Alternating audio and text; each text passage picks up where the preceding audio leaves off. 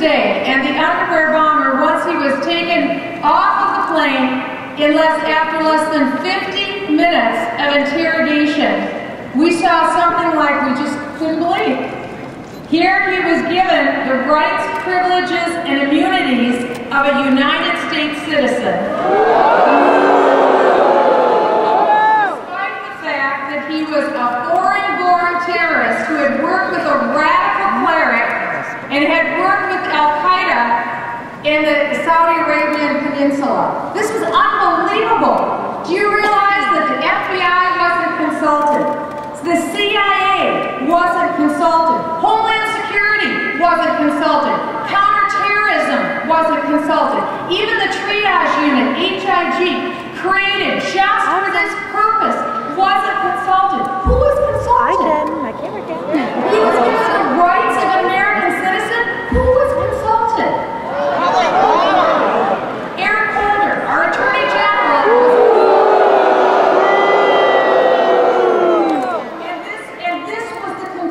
was they came up with.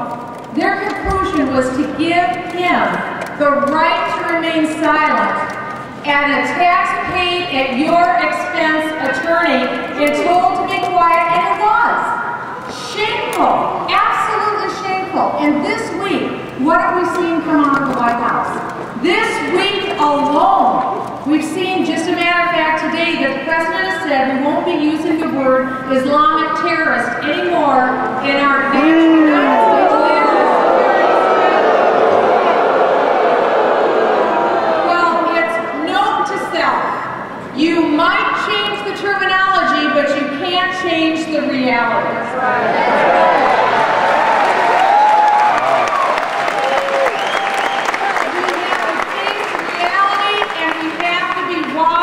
Before all else, it is the security of the American people that we hold dear. And we will continue to stand strong against the forces of terrorism. And then earlier this week, we found out that the President said that he was going to change the United States strategy on dealing with nuclear weaponry. Did this shock anyone? So if, in fact, there is a nation who is compliant with all the rules ahead of time, and they complied with the United Nations on nuclear proliferation, if they fire against the United States a biological weapon, a chemical weapon, or maybe a cyber attack, well then we aren't going to be firing back with nuclear weapons. Doesn't that make us all feel safe? It's time for a new beginning in the United States.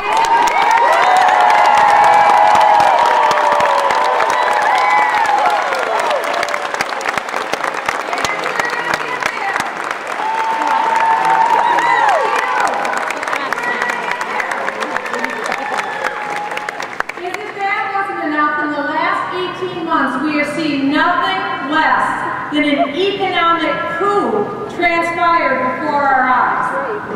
Just think, 18 months ago, prior to the bailout of all the banks, the $700 billion bailout, of which I was a no-vote, by the way.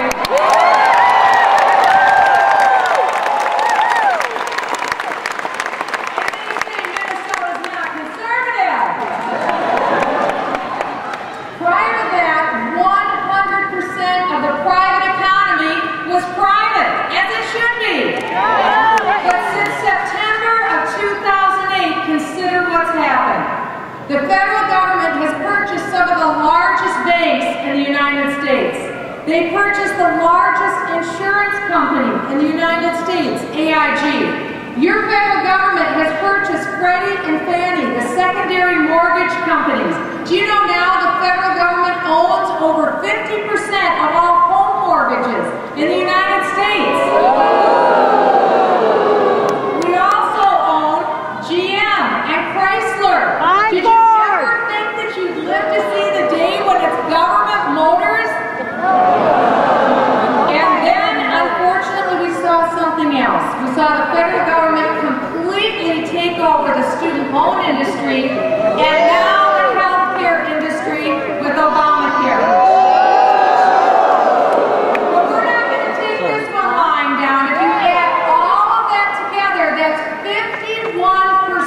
of the private economy in 18 months is now either directly owned or controlled by the federal government. This is unbelievable. Unbelievable. It is stunning. And so that's what we're going to do come November. We're going to slowly unwind this process. We're going to get the federal government out of private.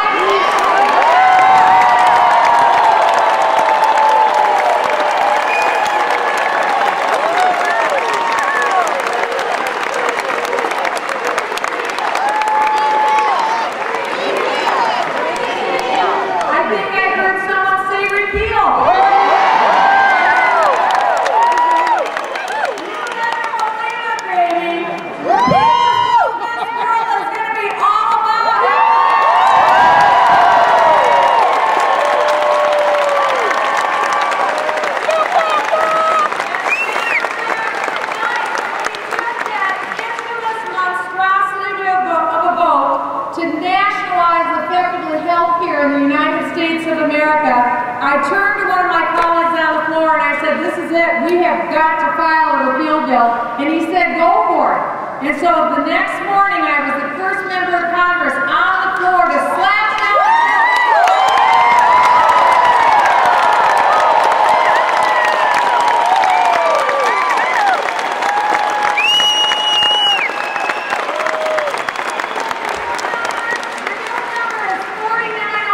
Go to Michele click onto the petition to repeal Obamacare, and maybe when you're there, you might want to maybe donate some money or something. Great idea. But we are going to repeal, and my hope is that every member of Congress will file a similar bill to repeal Obamacare. Already, Steve King of Iowa, Parker Griffith of Alabama, we've already been starting to file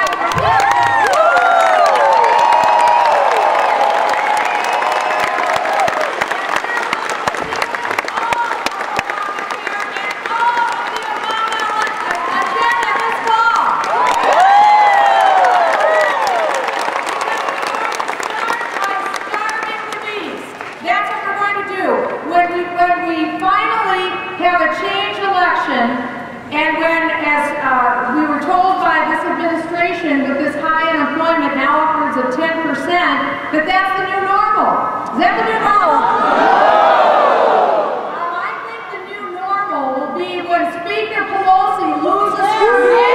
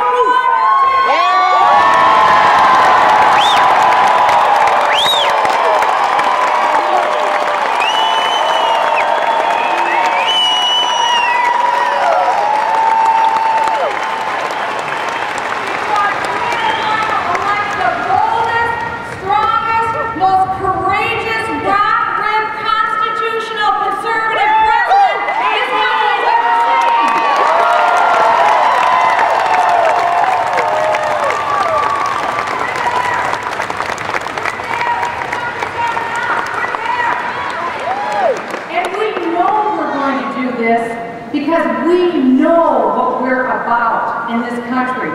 We know where we came from. And we know the cost that was extracted to gain us our freedom. We are unique in the annals of time, the United States of America. We are unique people and a unique nation because our national creed is based on the Declaration of Independence. It is God who gave us our rights.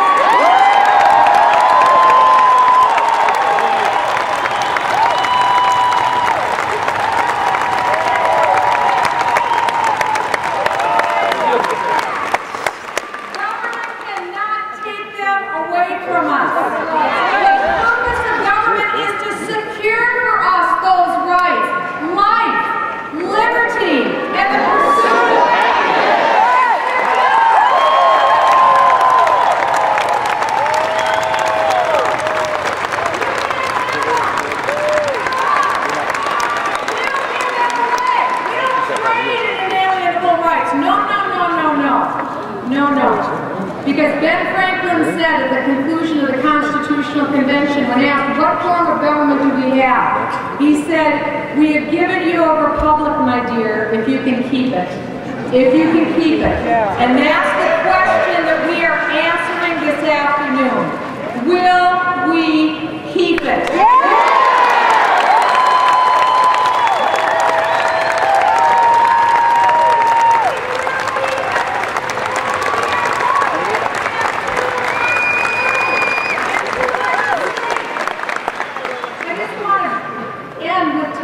What a remarkable people we are, and give you a glimpse into the character that makes up Americans.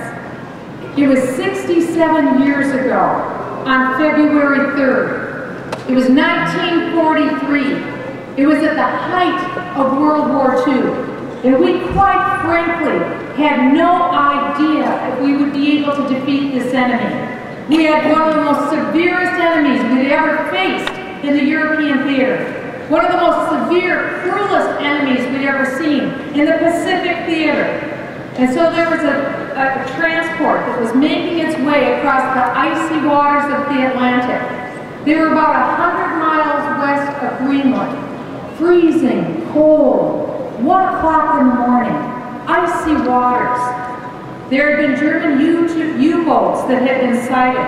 And so the crew was on high alert. But at 1 o'clock in the morning, a submarine peaked its periscope up above the icy waters. And in the crosshairs of that periscope, they sighted the center ship called the Dorchester. And they let 3 torpedoes go. One hit decisively below the water on the starboard side, and immediately the ship took on water. The message was given to the captain. The power was knocked out, the radio was knocked out, it was chaos everywhere. 902 young GIs were on board. Panic was everywhere. But also in the midst, there were 4 chaplains. One was a Catholic priest, Father Washington. Another was a Jewish rabbi, Rabbi Good. 2 other Protestant ministers were on board as well. And without a word, the chaplains went to work. They started calming the GIs. They went downstairs, pulled as many young shipmen as they could up to the surface. One young man wanted to go back to his room to get a pair of gloves. The Jewish rabbi said, "No, son, take my gloves. I've got an extra pair." The rabbi didn't have an extra pair. He knew what he was doing when he gave his gloves away to the young GI. They got as many GIs up on board deck as they could. And when they got them on deck, the 4 chaplains went to the storage locker. They opened it up. They quickly handed out as many life jackets as they possibly could to the young men. They had the life jackets on themselves, trying to calm. Imagine darkness, screaming, crying, hundreds of men already dead, floating in the water, the oil-strewn, icy water. Less than 20 minutes elapsed before the ship sunk. And as the rabbi stood and handed out the life jackets to the seamen, soon there were more GIs than there were life jackets.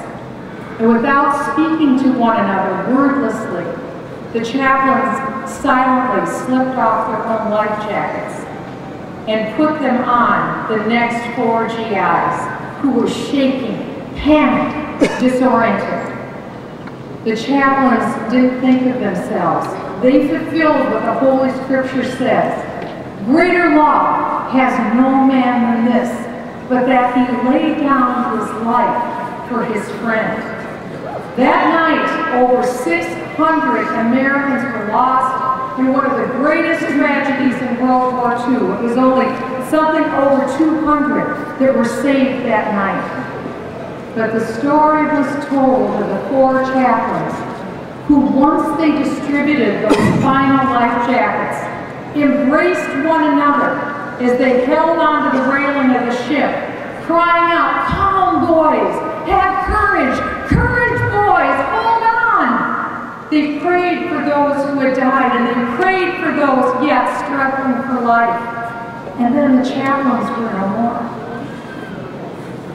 And that is the character of the American people. If you look at who we are, And if you look at our magnificent history, we marvel as we look at the gift that we have been given. It is a gift not only for the United States, it has been a gift and a beacon of hope for the world. And we are not timid.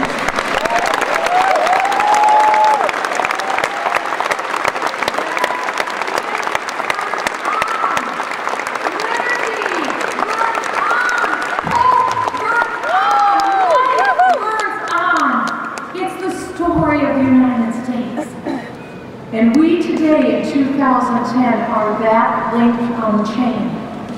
So that's our question. Will we continue? And will we thrive? I say we do. What say you?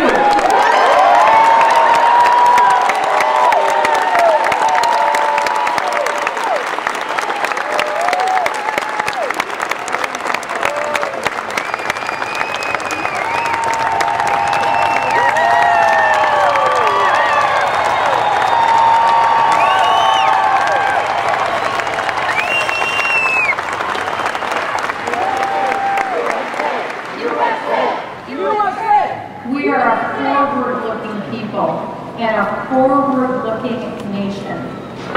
And I want you to know that there are very few people that I have met that have the kind of inner fortitude and reserves and the kind of vision that I have seen in our next speaker.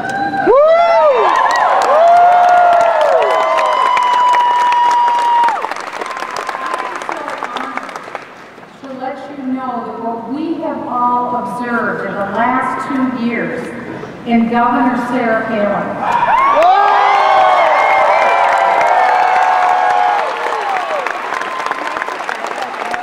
Is a woman of such extraordinary fortitude.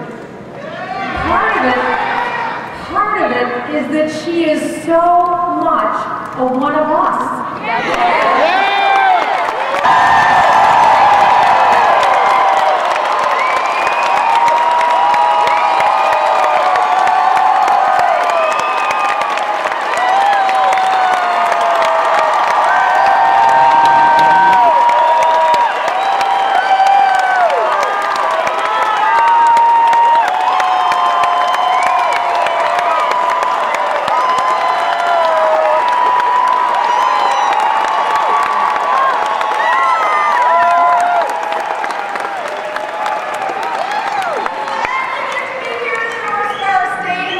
Minnesota, do you love your freedom? Love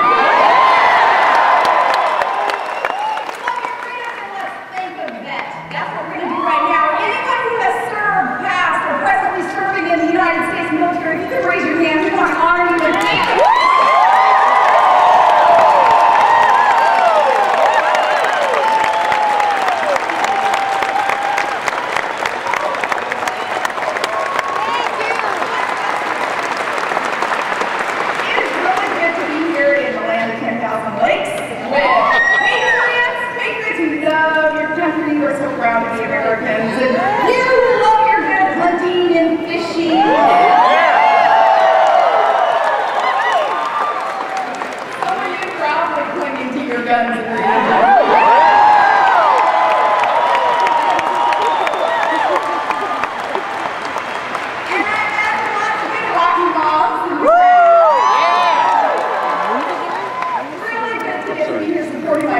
Michele Bachmann, do the rest of the nation a favor and keep serving all of us in the United States.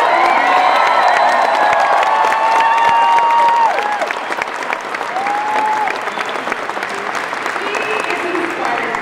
I really love Minnesota. I love being here because you all sound just like me.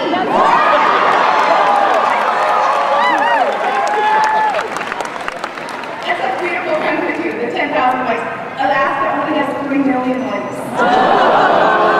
Nobody named 1,000 likes. Now backstage, Michele and I were talking about the Tea Party movement. We were catching up a little bit, and I was wondering, do we have some Tea Party Americans?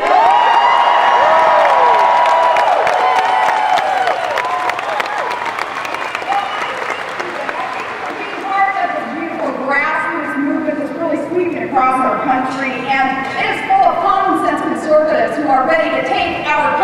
back.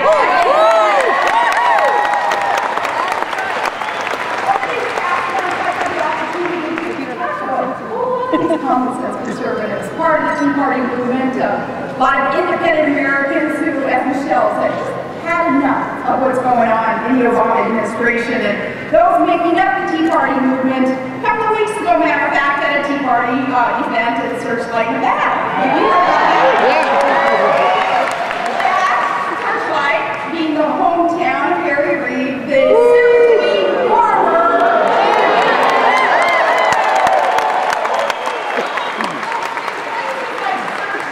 in Nashville and Tulsa and here in Minnesota. The Tea Party is growing and steaming thanks to a lot of good, hard-working, patriotic, everyday Americans who love this country and are so proud to be American, but are also deeply, deeply concerned about the path that our country is now on. People who are not afraid, like Michele did, stand up and just speak out for what is right.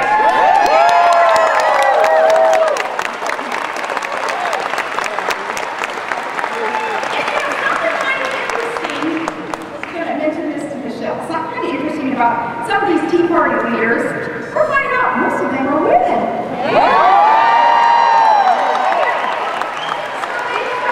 You go, girl! And that's inspiration that gives us hope for this movement, because, you know, as Ronald Reagan's friend Margaret Thatcher used to say, she used to say in politics, you want something said?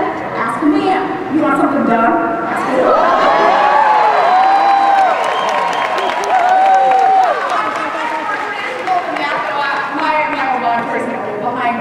Every good, productive man stands a very surprised woman. But Minnesota, let me ask, if you want something done right, if you want something done right for our country, then please re-elect Congresswoman Michele.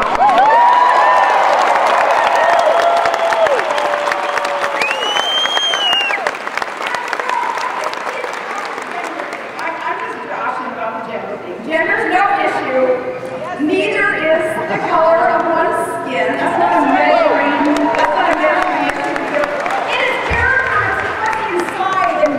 And Michele has this. She has what we need. But speaking of women, this year a lot of conservative women, like Michele, they're standing up and they're speaking out for common sense conservative solutions. And they're ready to take our country back. And these gals are putting it all on the line, running for office in 2010. And when I see how many great candidates there are out there willing, sacrificing to serve our country, it kind of reminds me of that campaign that we saw in 2008. Remember, it was a keep GOP elephant, and it said on it, "It's a girl."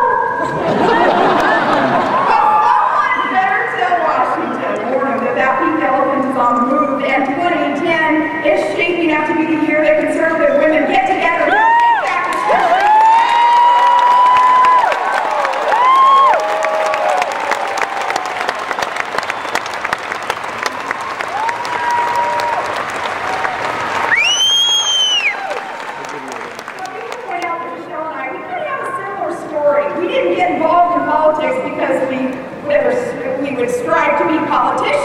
Heaven forbid, we got involved because we wanted opportunities to be able to incentivize a work ethic for our children and for other children. Starting out in the schools, here with PTA, and Michele dedicating 5 years of her life fighting for her kids to get their education, and then she ended up in the state senate. Turns out, Michele and I, we both have a lot to fight for. She especially, I thought the Palin plan was pretty large. 5 kids and 23 foster children.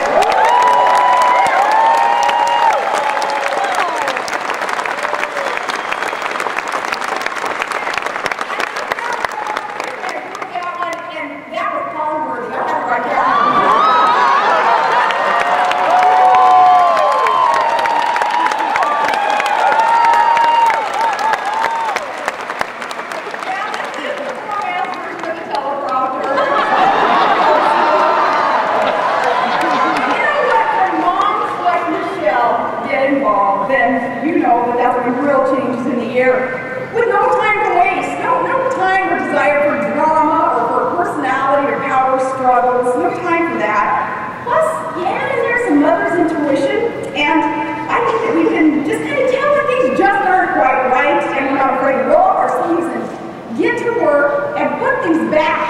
right track. And maybe it's because she is a mom, and she's so concerned about all her kids' future and their opportunities that Michele felt like she had to speak out when Washington went on a spending spree again and started borrowing more and more money from foreign countries and bailing out, taking over, shoving aside so much of our private sector, as she mentioned, insurance companies and automakers and banks, and so much of the private sector now the government controls just in these last 18 months.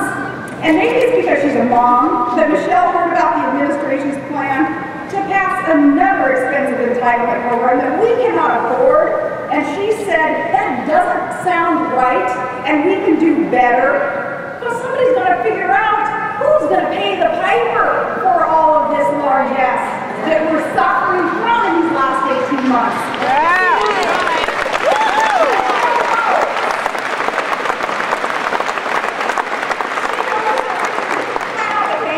Budget, or our small businesses, our budgets there, that you can't spend money that you don't have, and you certainly shouldn't take the money from your children. That's right.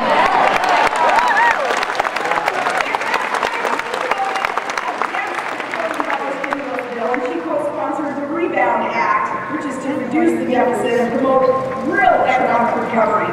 In some cases, she's had to take on others, even within our own party, to make her point. And I know what she's up against there.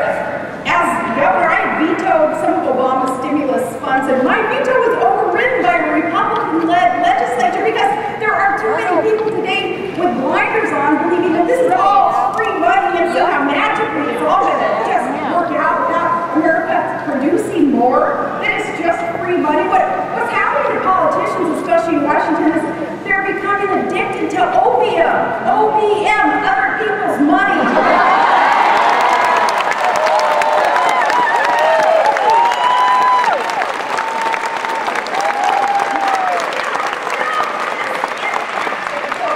Michele understands it's a solemn trust that's given her as she safeguards your hard-earned money, Minnesota. And Michele knows, too, that our men and women in uniform fighting for our freedom, they aren't just our heroes. They're somebody's son or daughter or spouse or parent. She knows that they need, as they're fighting to make sure that we are free and that the next generation has its freedom, she knows that they need the resources and the support and the strategy that they need in order to fulfill their mission for victory. She knows that freedom is worth fighting for.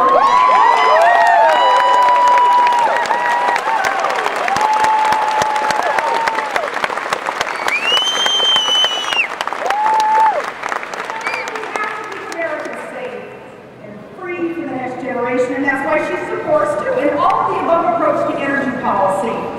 When we first met, Michele had traveled up to Alaska to figure out how could we, using the resource-rich state that is Alaska, how could we tap into some of these resources to put America on a path towards energy independence, because she understands this inherent link between energy and prosperity, and energy and security, and energy and freedom. She understood. So she traveled up to Alaska to figure out how she could help.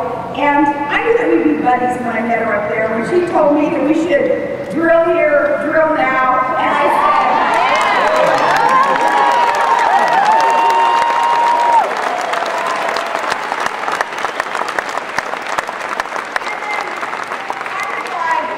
drill, baby, drill.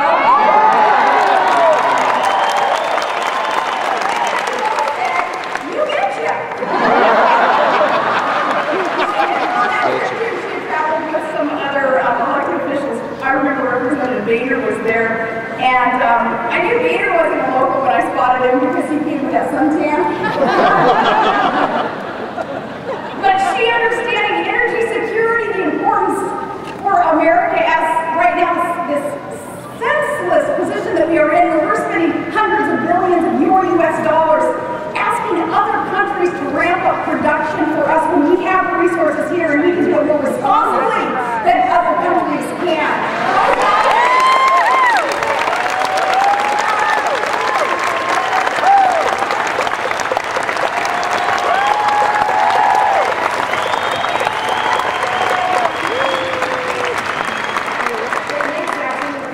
Michele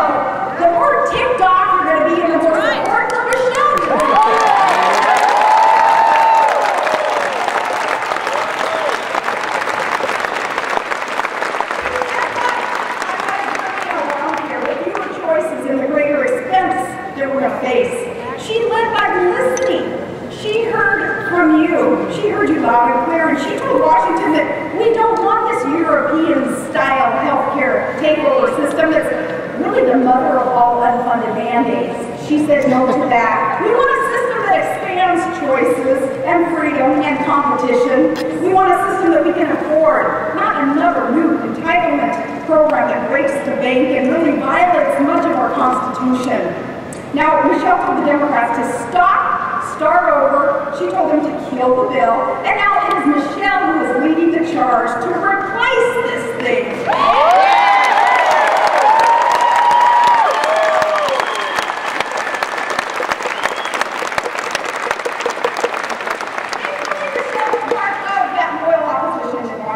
She's standing up, she's speaking out, she's offering common sense conservative solutions to the challenges our country faces. And when the left tries to push through policies that violate our conscience and our values and our Constitution, it's Michele who is trying to get them to halt. Michele doesn't just tell them no, she tells them H-E-L-L no.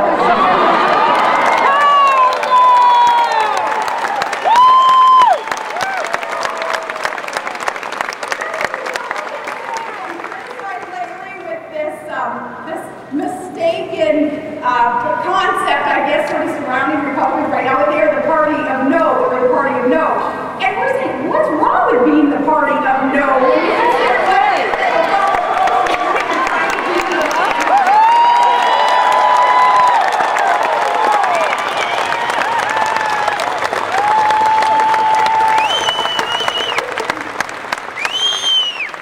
Michele knows that we can't spend our way out of problems. And this fireball, she is not afraid to stand up with that stiff spine, and I think she knows this too, that as her spine is stiffened, it sure makes the rest of us be inspired and stand up even stronger and do what is right.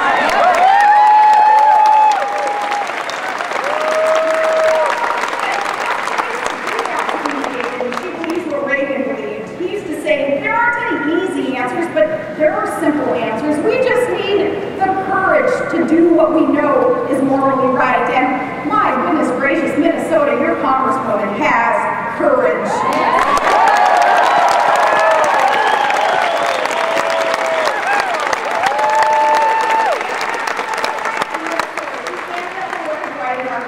She understands that to get our economy back on the right track, we need to cut spending and not just stall the spending spree.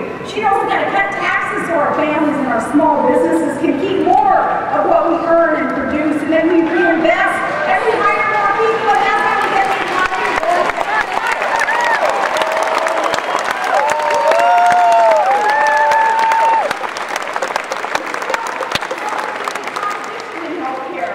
And we need to tackle our debt and long-term deficit and jumpstart those energy projects. And she wants to stop the backroom dealing, big government, big spending, big debt, cap and tax, socialized medicine, personality as foreign policy agenda that Obama, Pelosi, and Reid again are trying to do to this nation. She knows that we cannot afford that, not for our future generations. So what do you say, Minnesota? Will you do the rest of the nation a favor and re-elect Michele Bachmann?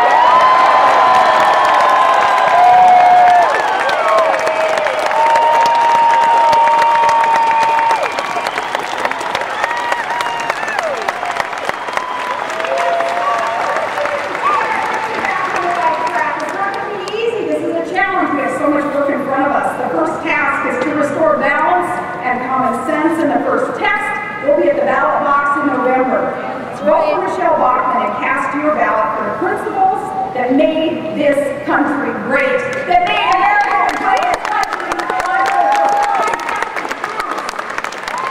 Voting for Michele will allow that lived out, this exceptionalism, that the belief that the government that governs least governs best.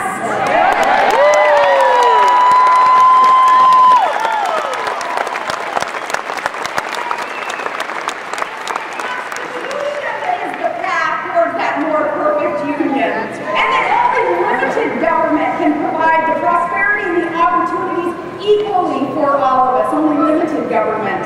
And that freedom is a God-given right, and freedom is worth fighting for. Yeah.